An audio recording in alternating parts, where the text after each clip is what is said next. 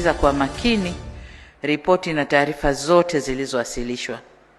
Nataka nitoe pongezi kwa CAG, mkurugenzi mkuu wa TAKUKURU na mkurugenzi mkuu wa PPRA kwa kazi kubwa na nzuri mnayoifanya katika kutekeleza majukumu yenu kwa mujibu wa katiba na sheria za nchi yetu.